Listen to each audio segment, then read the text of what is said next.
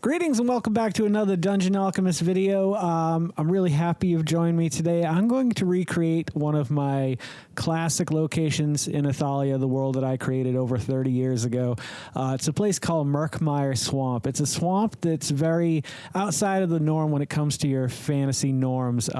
It's mostly run by ogres and goblins and trolls and all kinds of swamp creatures that you'd find in those areas.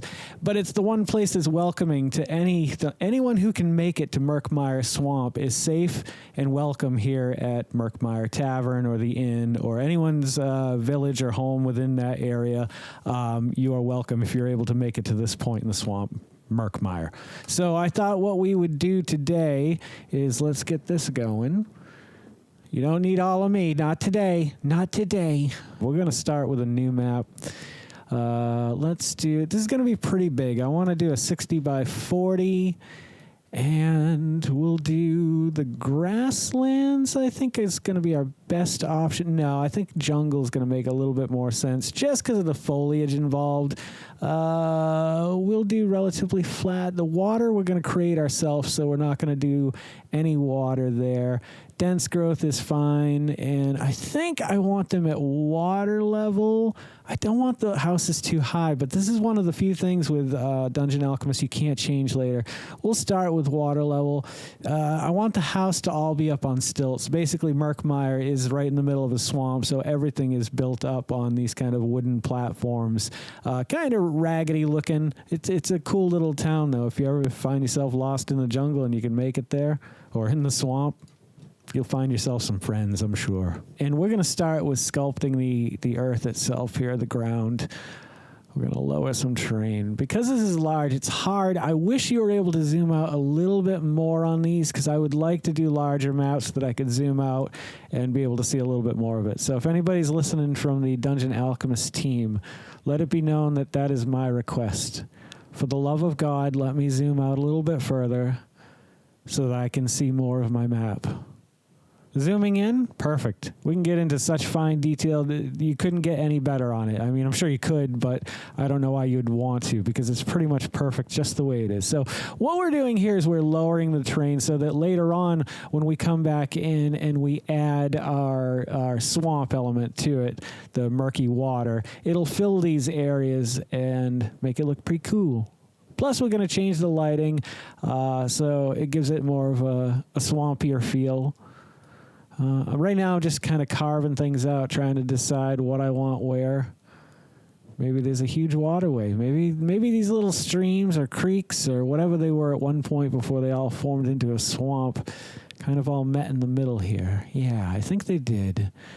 Okay, let's bring in a happy little hill, little incline here. And I just want to smooth a little bit of this out, not everywhere, just to kind of change it up so it doesn't look all the same when you're looking at it from above. Because unfortunately, this is really all you get to see. It would be great if we could see it like this in the world of VTTs. But right now, or at least until I guess D&D officially puts out their official, who knows what the hell's going on with D&D at the moment. I don't follow all the banter and all the news for it. I hear they're selling, they're not selling.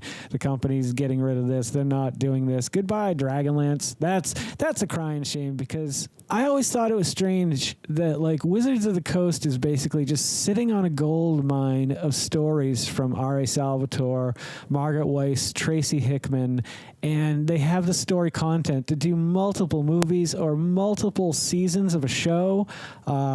The fact that they canceled Dragonlance blows my mind because Joe Manganiello's story, from what I understand, was really good.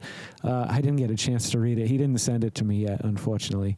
Before I make this a swamp, I just want to show you the options that you do have. You have blood, which is great if, for whatever reason, you're in an environment where you need blood as flowing rivers or whatever, you can do that. Muddy waters here. There's molten gold. It's funny, the options. The lava. Ice I use a lot because right now my party's going into Shamar, which is a frozen wasteland in the northwestern corner of Athalia, the main continent. Acid, cave water. Cave water is actually not that bad. I want to try murky water. That feels a little more swampy, but that cave water, I kind of like the look of it. I wish it was just a little more green. That would be nice if there was a slider on the amount of saturation and contrast that you could add to your colors as you're adding things like this. I know that I ask for a lot from this company. But I just really appreciate everything that they've done so far to make my life easier as a dungeon master. So now that we've got the swamp in place, let's go ahead and change the lighting. I want to go to like a kind of a sunset. And if you hit this little option tab over here, you can then change the color of the lighting, which of course we're going to go with one of the greens. I think we'll go with this more of a murky green, maybe a little darker. And this is where I'm talking about with sliders too, where this is great. I love the shadows. So, sunrise to sunset, or, it's at its peak right now. I do dig that a lot. I just wish like these colors I could change just a little bit more in one way or another. I'd like a little bit more yellow in a case like this, because I don't really need the greenness. I think the green comes through with the swamp element of the plants and the trees and stuff like that. So I guess we'll just go with night with this for now, make it a little bit darker. Okay, so that gives you a little bit more of a look of what the swamp would look like as your party is going through it. I wish it was darker. I wish it was a little bit more yellow. I wish I could change so many elements that I can't change right now. But what is cool is when you start dropping in elements. So we're just looking at a small part of Murkmire Swamp here. We're going to come in and we're going to drop some just real basic, simple torches. These folks aren't, completely, I wouldn't say they're civilized. They're definitely not civilized. However, they don't want to trip and fall into the mud, because you never know what you're going to find in the middle of a swamp. So scattered, you can hit shift here too, by the way. So if I duplicate this and hold shift, I can then drop another one.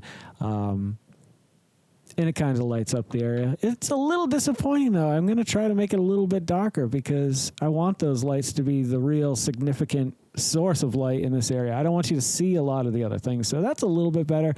Maybe bring in the shadows a little bit more. That's nice. I really dig that. Zoom in a little bit. So now you can get a little better feel of the area, because you can see it a little bit better. Another cool thing, I know I've shown you this before, but I am going to show you again for those who haven't seen it. If you choose something like a candle, try to find something that's very almost unnoticeable, like you wouldn't really see it. Something small, but that sheds enough of a light coming off of it. Let me see how that... Okay, perfect. So you can put it underwater, and it kind of gives it this weird little eerie feel. And then if you want to change, the way it, the brightness or the color that the light is shedding. And then as your players are looking at it from a little bit of a distance, they can kind of see some weird little glowing things. So if we select this, hold shift, we can kind of drop those in here and there. Just, what are they? That's up to you to decide. I'm just showing you what we can do with this software when we're making our swamp. I hope you guys really dig this video. If you guys are digging this video, please consider subscribing to the channel. Not everything we do here is Dungeon Alchemist related. There are other Dungeons & Dragons themed episodes that I have and also have planned for the future. However, the channel is a variety channel, and we do a lot of different things, and I'd really love it if you check it out and see if maybe that's something you're interested in. Also, if you are digging it, liking would be a big help for me and the almighty algorithm of YouTube, however that works. I don't think anybody really knows. All right, this is a very desolate swamp at this point. We're going to drop in a little inn and tavern right over here in this corner. No, let's go right for the center. I feel like it should be almost on an island, but we need a larger landmass. So we'll go with your village. Oh, no, let's go with tavern, and we'll go with a great hall. And it is going to be a warm and welcoming great hall.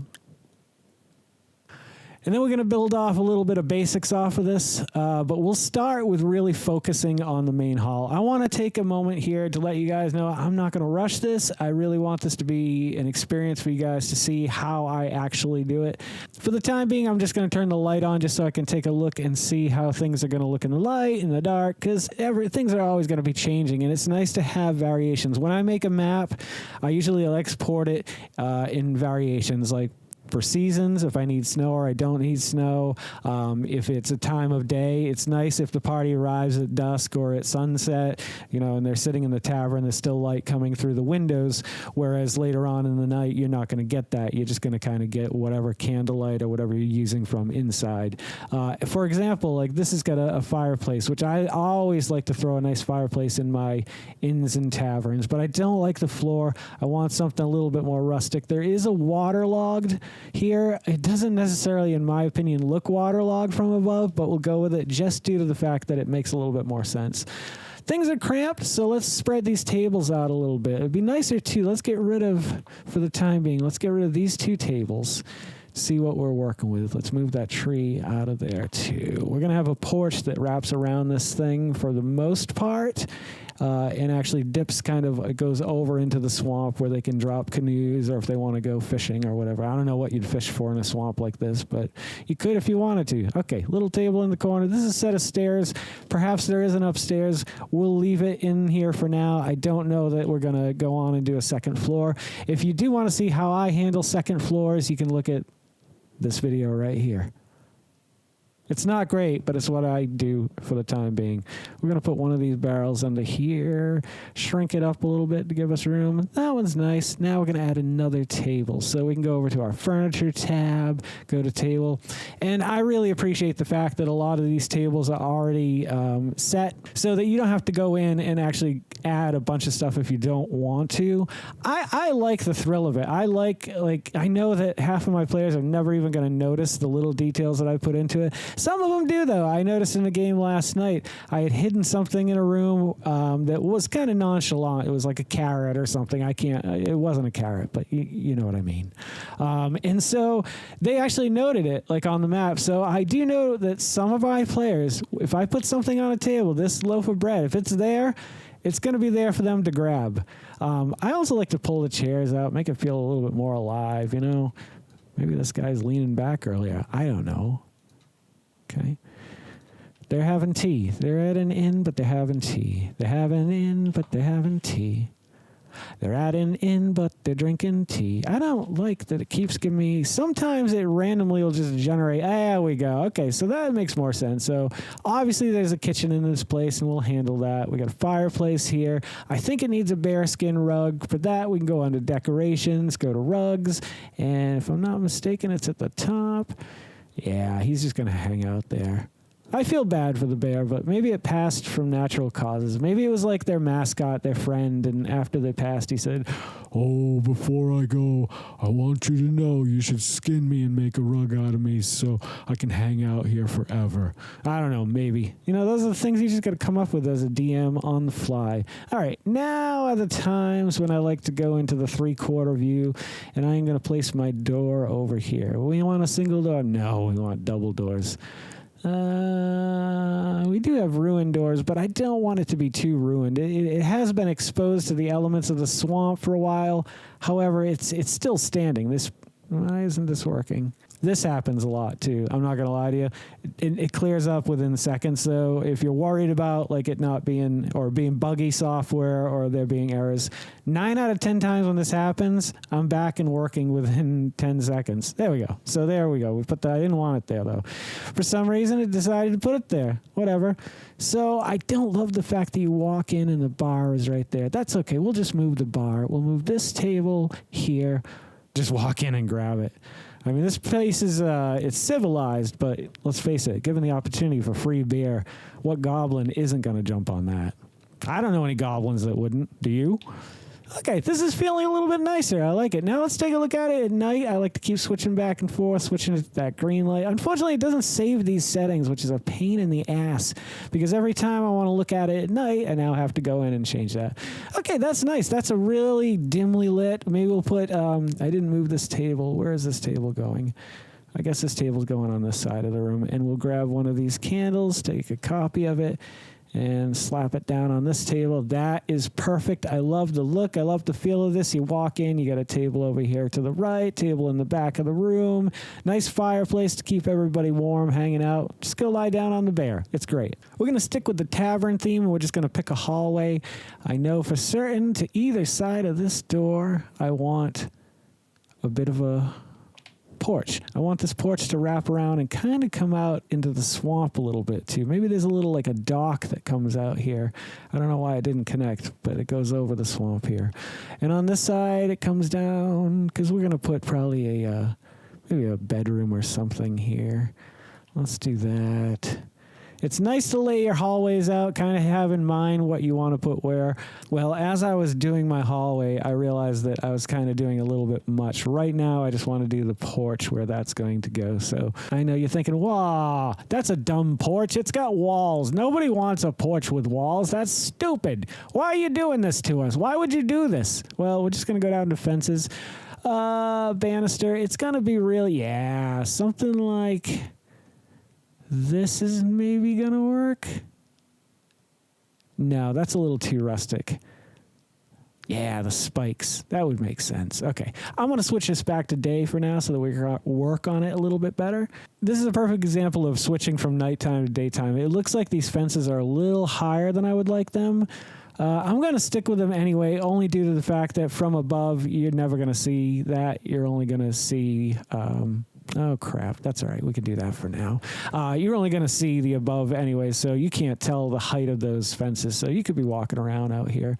I intended for this to be like a little dock, so what we're going to have to do is go back in and lower the terrain. For some reason, it raised the terrain up around it, and that's fine. It's an easy enough fix. Just make it a little deeper around it, and there you go. Now you got a little dock. And speaking of the little details, I like to take like the fishing poles and kind of put them in areas where you could sort of see them overhead, just in case my party's bored and wants to go fishing in the swamp. Okay, I would like to keep this video a reasonable amount of time, so we're just going to put in one bedroom off of the back hall here. We'll do maybe a 4x5 room. And now you got your bedroom and you got your entrance from the main room into here. We could add a bathroom. We could add a latrine. There's a lot of things we could add to this, but I don't want to make this video too long for you guys. Let's make this a series. If you guys like where this is going, then let me know in the comments below, and I will continue this series until we've completed all of Murkmire Swamp. There's a lot of little features and little details that I love adding to this map. Every now and then I go back to that map that this is just a recreation, but my original map, and I'll add little details here or there, tweak lighting and things like that. It's a lot of fun when you get a map that you're really into and you can spend a lot of time with. And I could spend another 2 hours working on this map. But the nice thing about Dungeon Alchemist is you don't have to spend 2 hours if you don't want to. If you need a map in 30 minutes before the game, you can put together something real quick that looks really nice for your players, have it uploaded to your VTT, and be ready to go. Anywho, if you guys are loving the content I'm creating as much as I love creating the content that you guys are watching, would you please consider liking, commenting, subscribing, sharing, and hitting that little bell icon, because it'll let you know every time I put out a new video. Don't forget to make somebody smile today and make yourself a better person tomorrow than you were today. Tomorrow, let's make the world spin a little bit happier and a little bit nerdier together. Let's sing and dance in the sun and in the rain as one, my brothers and sisters. Live life to the fullest and love every moment of it, because you just never know when that last moment's going to come for you. However, never live in fear of that moment. Always live in love and never let your inner child die. Take care of yourselves, take care of one another, and take care of those around you who cannot take care of themselves, for they are the ones that need it the most. And if no one has told you today that they love you, the Vodkast loves you very much, just the way you are. All right, guys, do no harm. I'm Geycen Oliver, and I'll catch you guys a little bit further on down the road. Take care and happy adventuring. Don't go to sleep with a catch it in your pocket.